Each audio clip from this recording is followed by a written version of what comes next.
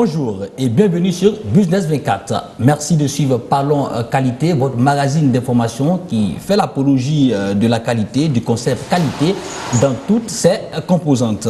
À ce numéro, je reçois un expert du domaine pour échanger sur un aspect important de la norme ISO 9001 version 2015, en l'occurrence la gestion des performances durables de l'entreprise par la certification de cette norme. La qualité est en train de faire son bonhomme de chemin en Côte d'Ivoire.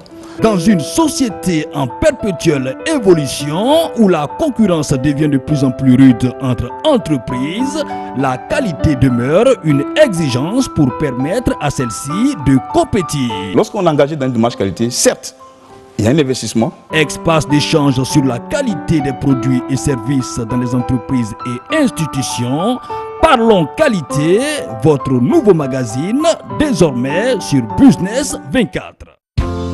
Groupe Deriel International, une structure panafricaine développée par une équipe de consultants expérimentés, multisectorielle et pluridisciplinaire. Une équipe dont l'engagement est la réussite des projets de transformation de ses clients, de leurs organisations et de leurs processus et systèmes. Deriel est le premier cabinet en Côte d'Ivoire, spécialisé dans la mise en place d'un système de management basé sur des normes internationales, à être certifié ISO 9001 version 2015. Docteur Denis Aïvolier, bonjour. Bonjour, monsieur. Merci d'avoir répondu à notre invitation. Je rappelle que vous êtes le directeur général de Deriel International Group, un organisme spécialisé dans l'accompagnement des entreprises à la mise en place d'un système de management de la qualité. Deriel est certifié ISO 9001 version 2008 depuis 2013 et depuis novembre 2015, ce cabinet est certifié ISO 9001 version 2015, la nouvelle norme. Merci d'avoir répondu à notre invitation. Merci.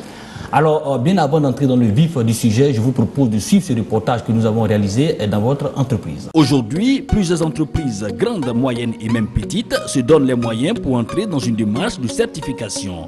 Les enjeux, selon elles, sont multiples. Instruments utiles démontrant que votre produit ou service répond aux attentes de vos clients, la certification renforce votre crédibilité.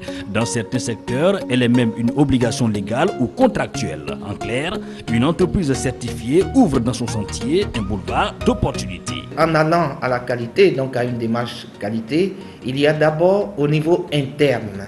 Au niveau interne, c'est la maîtrise des processus. Et surtout, on va à la qualité pour améliorer la satisfaction du client. Un élément très important lorsqu'on va à la qualité, c'est la maîtrise de ce que nous appelons les coûts de non-qualité. Une entreprise qui souhaite franchir le cap de la certification est guidée dans cette démarche par une structure ayant la compétence pour l'aider à réaliser cet objectif. Le groupe Deriel International en est une. Créé en 2007, cet organisme appuie le développement de la performance et de la compétitivité des organisations publiques et privées par la mise en place du système de management de la qualité basé sur des normes internationales. Ça fait à peu près 9 ans que nous existons. Et nous avons contribué à l'épanouissement de plusieurs entreprises, tant en Côte d'Ivoire que dans la sous-région. Le fait d'être à la certification, nous-mêmes, c'est-à-dire Deriel International, nous permet de mesurer toutes les contraintes liées au processus de certification, d'évaluer les outils que nous utilisons et que nous utilisons chez nos clients, de les évaluer en interne et de les faire apprécier par des organismes certificateurs, ce qui nous donne une longueur d'avance sur nos concurrents. Certifié à la norme ISO 9001 version 2008 depuis 2013, le groupe Deriel International est devenu depuis novembre 2015 le premier cabinet en Côte d'Ivoire certifié ISO 9001 version 2015. Une expertise reconnue depuis quelques années tant au niveau national qu'international. La première distinction pour nous, c'est notre certificat ISO 9001 que nous avons eu en 2013 et le second que nous avons maintenant dans ce mois de novembre. L'audit vient de s'achever la semaine dernière. Et le deuxième trophée que je vous présente, qui est le trophée Arch of Europe, ce trophée qui nous a été attribué à Francfort en 2013. Pour une entreprise, se donner les moyens pour être en compétition sur des marchés internationaux, c'est après tout avoir une certaine crédibilité. La certification demeure à cet effet indispensable pour asseoir cette notoriété. Alors, nous sommes au troisième rendez-vous de Parlons Qualité pour être encore plus pédagogique par rapport à ce concept. Alors, nous vous demandons en tant qu'expert de nous définir la notion qualité. Alors, je dirais que la qualité existe depuis que le monde est monde, depuis la création. Et si on regarde bien dans la Genèse comment la création s'est faite, vous voyez qu'on a même dit dans la Genèse que Dieu, l'éternel Dieu, a créé le monde en 6 jours.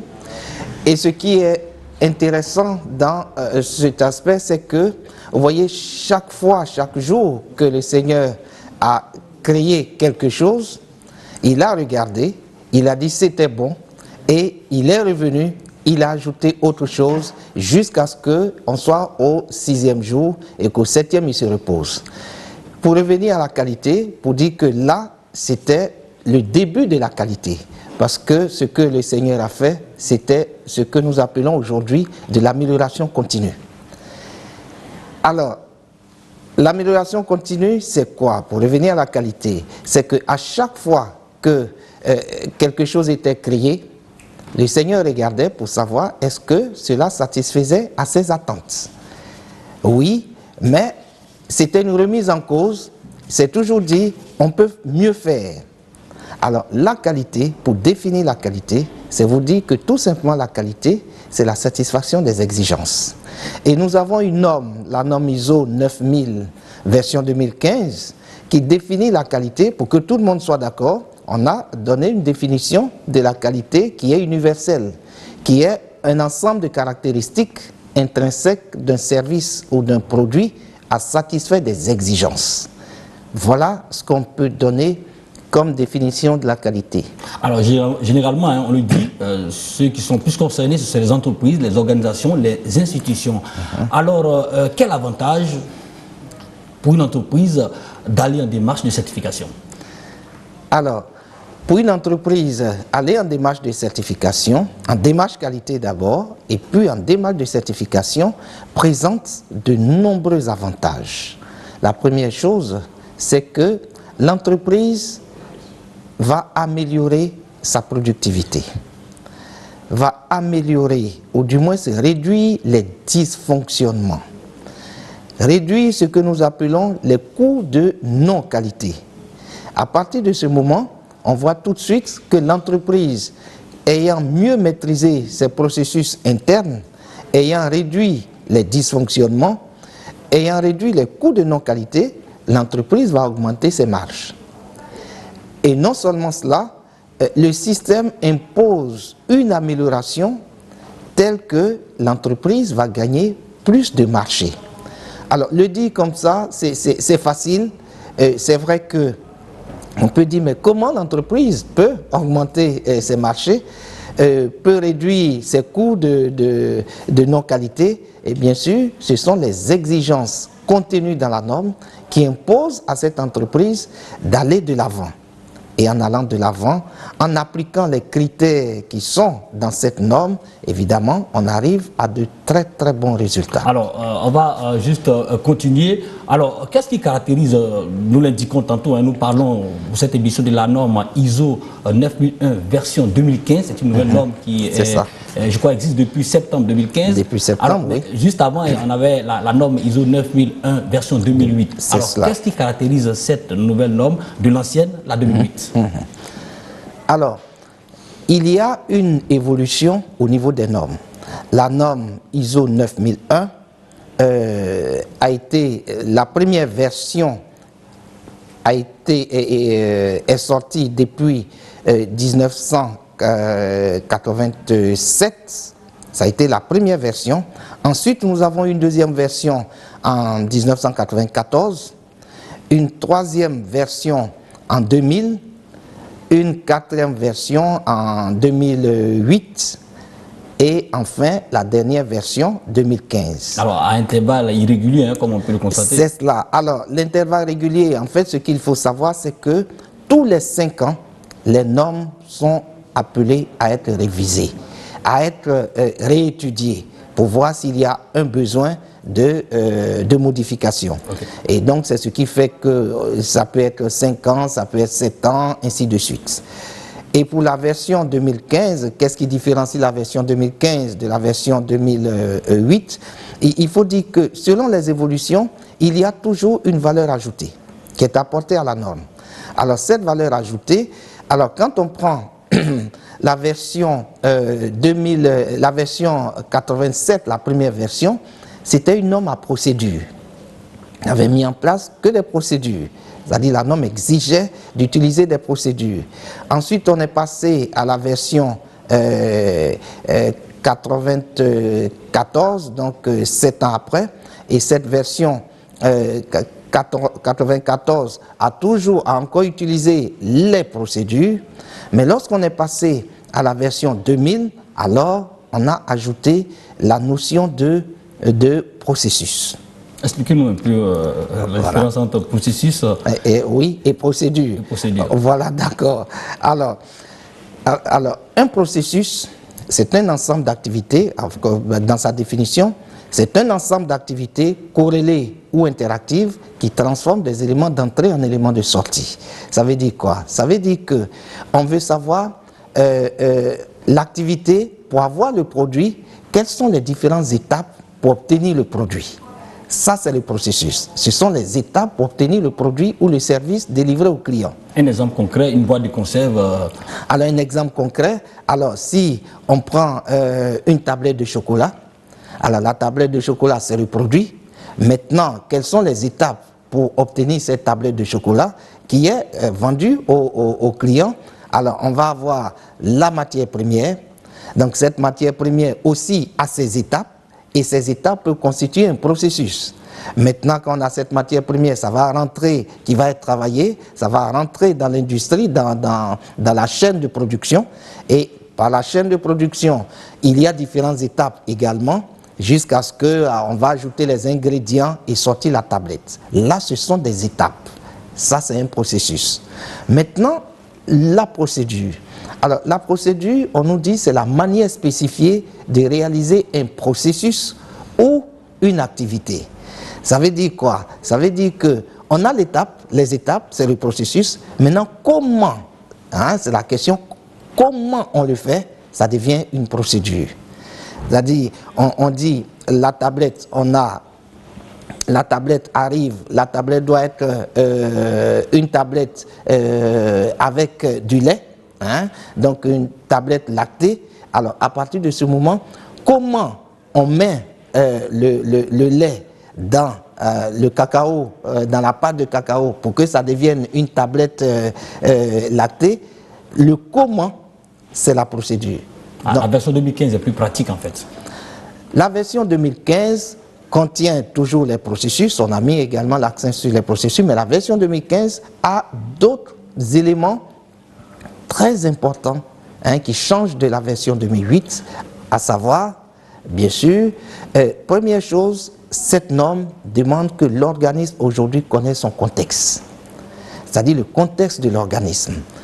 Alors, les organismes fonctionnent en général dans un environnement immédiat. L'environnement immédiat, c'est quoi? C'est l'environnement où se font les échanges. C'est-à-dire, c'est l'environnement où il y a les achats, donc le client il vient, il achète, l'environnement où on produit, où il y a le fournisseur, donc les fournisseurs nous fournissent la matière première ou tout ce qu'il y a, on transforme et on vend. Voilà l'environnement immédiat. La norme version 2015 nous dit l'entreprise doit faire très attention. L'entreprise existe dans un environnement beaucoup plus large que l'environnement immédiat. Il est certain. Et exactement. Et peut être, donc ces résultats peuvent être affectés par cet environnement qui est beaucoup plus large, qu'on appelle le contexte. Un exemple de ce contexte, ça peut être un contexte carrément traditionnel, hein, qui peut avoir une influence. Ça peut être le climat, ça peut être la politique la politique du pays, qui peut avoir une influence sur l'entreprise. Et donc, la norme nous dit l'entreprise doit connaître son contexte avant même de fixer ses objectifs. Parce que les objectifs peuvent être carrément soit anéantis par ce contexte qu'on ne maîtrise pas. On va marquer juste une pause pour annoncer une rubrique, le conseil d'experts. C'est l'avis d'une personne extérieure qui aussi maîtrise la question.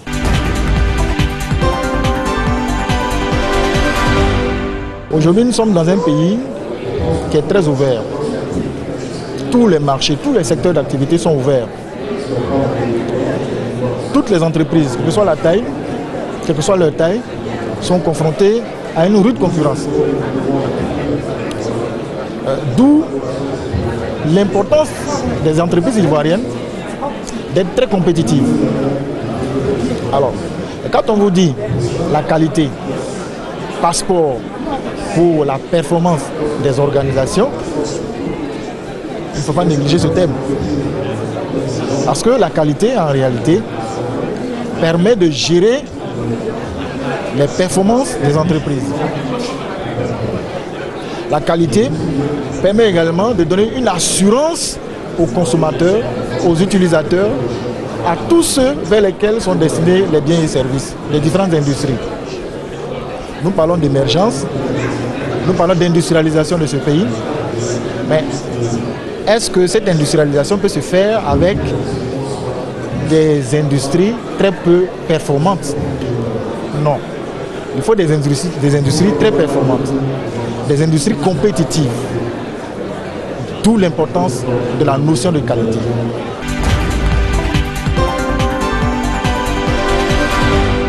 Alors, retour sur ce plateau, nous sommes avec Dr Denis Aevolier, expert qualiticien. Nous parlons de la norme ISO 9001 version 2015 et docteur nous faisait la différence entre l'ancienne version, la 2008 et la 2015. On continue l'argumentaire. Oui, alors, toujours sur cette version, il y a un élément que je voulais préciser en ce qui concerne la connaissance du contexte de l'entreprise. Un exemple bien précis, le contexte culturel, souvent on n'en fait pas cas, mais ça peut jouer sur les activités et les objectifs d'une entreprise. Je prends un exemple, voilà une entreprise de production d'eau potable dans un pays et qui avait découvert une source, une très bonne source dans un village, dans une localité, et qui pensait augmenter sa production au cours de l'année suivante. Donc il a fait toutes ces statistiques, ils en ont même parlé à la télévision en disant l'année prochaine on va augmenter notre production de temps de mètres cubes d'eau supplémentaires, et bien sûr, et il se trouve que au moment où ils se sont rendus dans ce village pour dire, voilà, on a une très bonne source chez vous, on va l'exploiter. Ils se sont, les villageois leur ont dit, on est désolé, mais chez nous, on ne transporte pas de l'eau pour aller ailleurs. Et donc, il est impossible de puiser, de mettre un forage ou quoi que ce soit ici pour tirer de l'eau pour alimenter une autre région. Si vous le faites, tout le village meurt. À partir de ce moment, le projet a été bloqué. Ça, c'est ce qu'on appelle l'environnement culturel. Vous voyez que si l'entreprise... Ce n'est pas objectif, mais c'est la réalité. Ouais. Et aujourd'hui, la nouvelle norme ISO 9001, version 2015, c'est ce qu'elle nous dit. Elle dit, attention, avant de fixer vos objectifs, il faut maîtriser quand même l'environnement qu'on ne maîtrise pas. Culturel. Voilà, c'est-à-dire il y a beaucoup plus, voilà, d'autres facteurs. Alors, autre élément important dans cette norme, c'est ce qu'on appelle les parties intéressées. La nouvelle norme nous demande de prendre en compte les parties intéressées. Les parties intéressées, c'est quoi? Alors, les parties intéressées, ce sont des entités, hein, ça peut être physique ou morale, qui peuvent avoir une influence sur l'entreprise ou être affectées par les résultats, les produits de l'entreprise. Un exemple, on a le conseil d'administration. C'est une partie intéressée. On a une partie intéressée très importante qui se trouve être, par exemple, les impôts. Et la norme nous dit, attention, il faut prendre en compte les attentes de ces parties intéressées. Voyez-vous, si vous ne prenez pas en compte les attentes des impôts, l'entreprise peut être fermée le lendemain. Surtout que la fiscalité progresse. Hein, Exactement. Et donc, il faut connaître justement cette fiscalité, il faut connaître les attentes des impôts et les prendre en compte pour que l'entreprise continue de vivre. Autre élément très important pour terminer dessus, ce sont les risques et opportunités. Alors la norme invite aujourd'hui les entreprises à être des entreprises proactives plutôt que d'être réactives.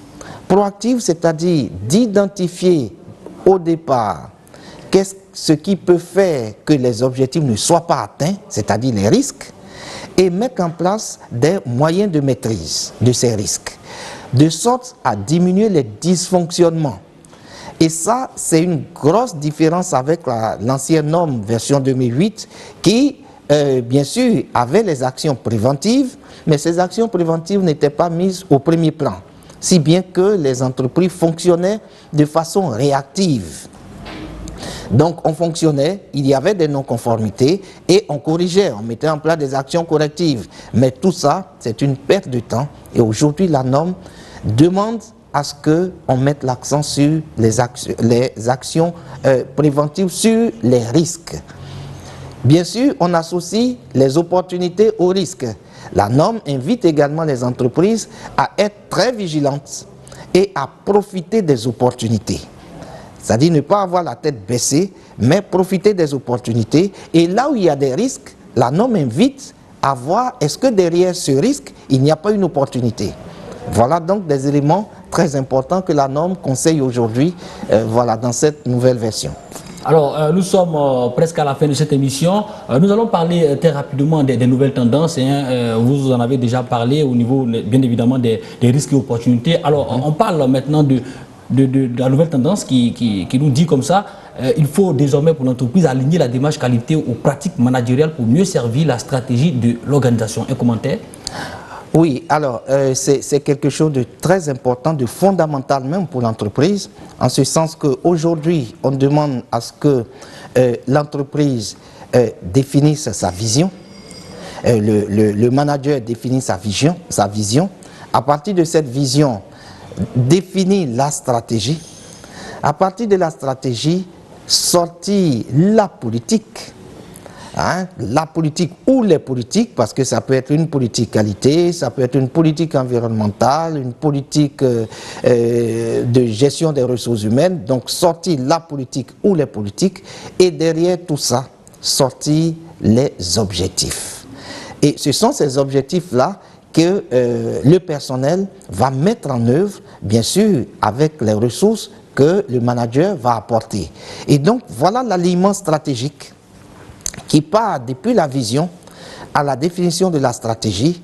Et de ces stratégies, on va sortir la politique. De la politique, on va définir les objectifs et les objectifs vont être mis en œuvre par le personnel.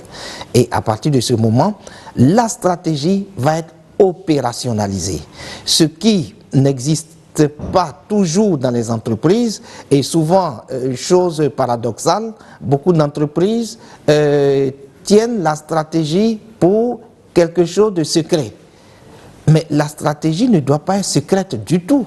Le personnel est là pour mettre en œuvre la stratégie. La vision doit être partagée. En fait. Et bien sûr, et donc cette vision doit être partagée, cette vision doit être traduite à travers la stratégie, la politique, et donc il y a cet alignement stratégique qui est demandé aujourd'hui par la nouvelle version. Alors, autre point important de cette tendance-là, ISO 9001, version 2015, recommande d'évaluer et améliorer les performances du système de management de la qualité. Oui, bien sûr. Alors, à la fin, pour savoir si une entreprise est performante, c'est la mesure. C'est la mesure des performances. Ça veut dire qu'au bout, il faut avoir des indicateurs de mesure. Le système qualité, c'est un système à mesure. Il faut avoir des indicateurs de mesure pour savoir où on est arrivé. Et bien sûr, lorsqu'on a défini des objectifs, Il faut pouvoir mesurer si on atteint ces objectifs. Mais pour mesurer si on atteint ces objectifs, ce sont les indicateurs. Et donc, mesurer les indicateurs. Et bien sûr, pour le manager, il est important que le manager ait ce qu'on appelle les KPI, c'est-à-dire des indicateurs clés de performance. S'il n'a pas ces indicateurs clés de performance, il ne saura jamais s'il est performant ou non. Alors la semaine prochaine, nous allons revenir en détail sur ces mesures-là. Alors je rappelle pour nos téléspectateurs que nous avons deux rendez-vous avec Dr Denis Aïvolié. Pour ce premier numéro, on a eu assez d'informations sur la nouvelle norme, les mesures de la nouvelle norme ISO 9001 version 2001. La semaine prochaine, on reviendra encore pour avoir d'autres informations. Et rassurez-vous, nous serons encore là pour ces informations-là. La qualité est en train de faire son bonhomme de chemin en Côte d'Ivoire. Dans une société en perpétuelle évolution où la concurrence devient de plus en plus rude entre entreprises, la qualité demeure une exigence pour permettre à celle-ci de compétir. Lorsqu'on est engagé dans une démarche qualité, certes, il y a un investissement. Espace d'échange sur la qualité des produits et services dans les entreprises et institutions. Parlons qualité, votre nouveau magazine, désormais sur Business 24. Groupe Deriel International, une structure panafricaine développée par une équipe de consultants expérimentés, multisectorielle et pluridisciplinaire. Une équipe dont l'engagement est la réussite des projets de transformation de ses clients, de leurs organisations et de leurs processus et systèmes. Deriel est le premier cabinet en Côte d'Ivoire, spécialisé dans la mise en place d'un système de management basé sur des normes internationales, à être certifié ISO 9001 version 2015. Alors nous sommes au terme de cette émission. Nous étions avec un expert qualiticien, Dr Denis Aïvolié. Il est le directeur général de Deriel International, un organisme qui accompagne à la certification. Je rappelle que ce cabinet est le premier cabinet ivoirien certifié ISO 2008 version 2001 depuis 2013 et aussi le premier cabinet ivoirien certifié ISO 9001 version 2015 depuis novembre 2015. Voilà, merci d'avoir répondu à notre invitation. Merci. Et quant à vous, téléspectateurs, nous vous donnons rendez-vous pour une autre émission de Parlons Qualité sur Business 24. Sur ce, bonne suite de programmes sur cette chaîne d'information économique.